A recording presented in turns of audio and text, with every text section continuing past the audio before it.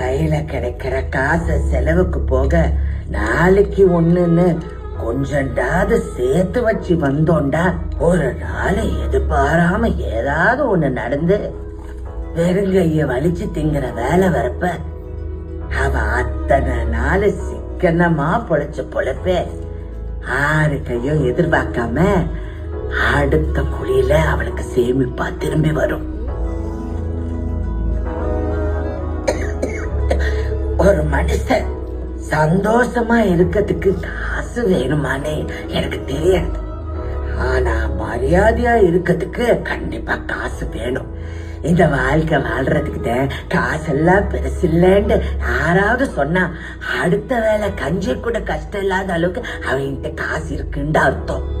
அத பாத்துக்கிட்டு நீங்க ஊதாரி பொழப்பு பொழைச்சண்டா இப்படிதான் நகை வச்சிருப்பாளா ஆத்தாலும் அப்பனும் சொத்து தர மாட்டாங்களா அடுத்த வாய பாத்துக்கிட்டு திரிஞ்சுக்க இருக்கணும்.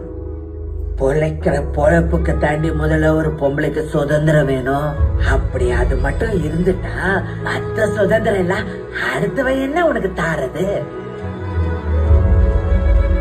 அப்படி நீ மாறிக்கிட்டேன்டா 60 வயசுல நான் புரிஞ்சுக்கிட்ட சுதந்திரம் 30 வயசுல என் மவளுக்கு கிடைச்ச சுதந்திரம் 18 வயசுல என் பேத்திக்கு கிடைக்க போற சுதந்திரம் நாளைக்கு அவ மவ பிறக்கும் போதே கிடைச்சிடும். மார்ச் 8 அன்னைக்கு தயவு செய்து அழகி போட்டி, கோல போட்டி, டான்ஸ் போட்டி எல்லாம் நடத்தாதீங்க. அதுக்காக இல்ல அந்த நாள். ஆணுக்கும் பெண்ணுக்கும் சரி நிகர் சமானமான கூலி வேண்டும் என்பதற்காக அமெரிக்காவில் பஞ்சாலைகளில் பெண்கள் நடத்திய போராட்டத்தின் விளைச்சல்.